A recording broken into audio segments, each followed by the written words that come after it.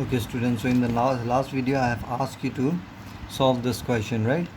Give 5 example of data that you can collect from your day-to-day life, right? So any kind of data. So I have written 5 here, very simple one. You can see weight of students in our class. So you can easily find out, right, weight of students. How you will find it? You will go to each student and will ask what is the weight, right? So you will note it down. So you can collect the data in that way. Okay, so that is collection of data. Okay, next, age of students in our class. So age also you can ask one by one and collect the data, right? So 2010 result of class 10. Now 2010 result of class 10 you want to find out from different school, right? So what you can do is obtain from the office. You can 2010, it's long time back, right? But you need the result of different schools, suppose. So what you will do, you will go to office and can collect that uh, result, right? Why? Because the school will hold those record in the office, right? So you can just simply ask them to show them the record, right? So they will show you the record and you can just note it down, all those records, right? So in that case what will happen, you will not find it from the students. The report will be already there, who have already done the investigation and had collected the data and have stored it somewhere. Okay, those stored data only you will need, and you will see the results of different school for 2010 class 10 result. Okay, so this is also data, but this is, you can understand, it is a secondary data. You have not collected data by investigating to each of the students, right? What you have done is, you have, or suppose you consider only one school only. Okay, class 10 result you want to find out for all the students how they have performed. So if you want to see their result, it will be already provided to you from the office, right? They have already stored the data, so you are not finding from each student, you are not investigating from each student. So the data which you will get, that will be your secondary data. Okay, in this case, number of teacher in our school.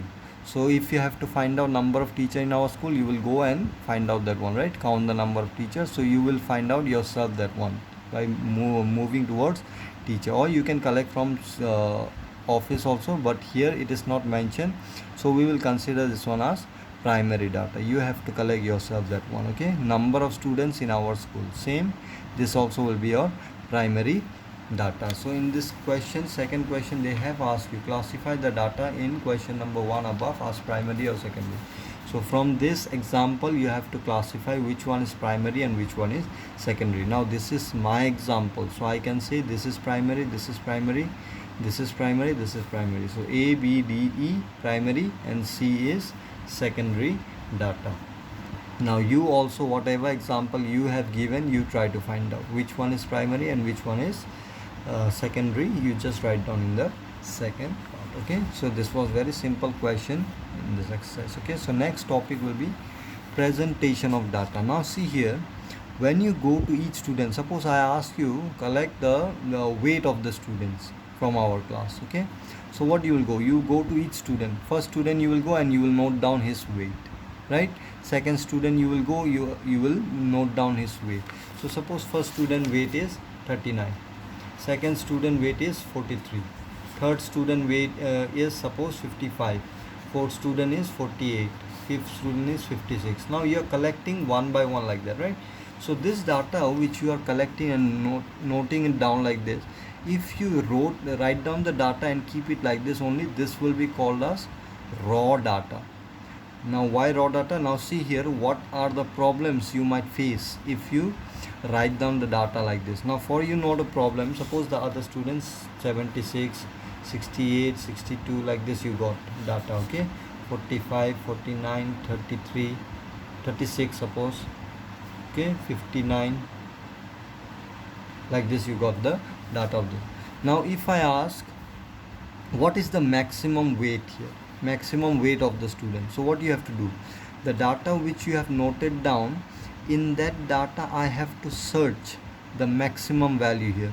Now to search maximum value here, obviously it will consume time, because you have written the data randomly and have not arranged properly this one.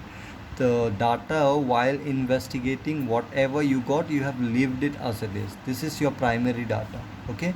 And you have not done anything with this data, you have not arranged properly or anything you have done. So in this kind of data, finding the necessary information is very difficult. Like for example, I said, right, weight, maximum weight of the student, what it is. Now when I say that, you have to, the other person, not you, if I ask you to someone else, then he have to search from this data, where is the maximum, 76. Now it will take more time. Now if I ask what is the minimum weight, then you have to search here which is the minimum number, right? Now this is very small data I have written. When it will be a big data, huge number of data will be here, then searching will be very difficult again. When I say maximum weight, you have to search it, okay? And you might make mistake also while doing that, okay? So this kind of data which you used to write randomly, like primary data which you don't do anything after collecting it, that kind of data is called raw data, okay? You have not arranged this one properly. Now to read this data and to get the information, necessary information easily, what we have to do is we have to arrange this data in a proper way. Means what I can do is I will write down this one is in a ascending order, okay? Like for example, in this, now the one who will arrange, who will make this data properly arranged, that person have to take the trouble and have to spend time and have to write down that properly, okay?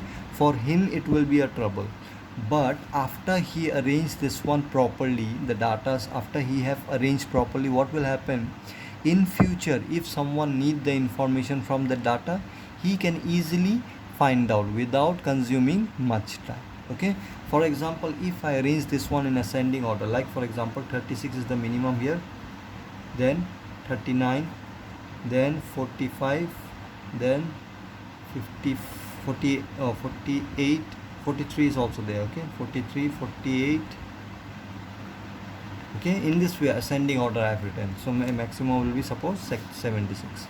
Now when I write down the data in this way, then it is much more easier to find out the information. Now if I ask you what is the maximum weight, simply you can understand that this is in the ascending order, directly you will see the last number what it is, okay? And if I ask you what is the minimum weight, you can easily say, it won't take, you don't have to search here, you know it is ascending order arranged properly, so you can easily understand that this will be the minimum age. So this is what we are going to study, okay? Presentation of data, how you used to present the data, that is also very important. Now in the next video we will understand what is ungrouped data and group data. This data which you have here, these are ungrouped data, okay? Now I will explain you in the next video what is group data and ungrouped data in detail, okay?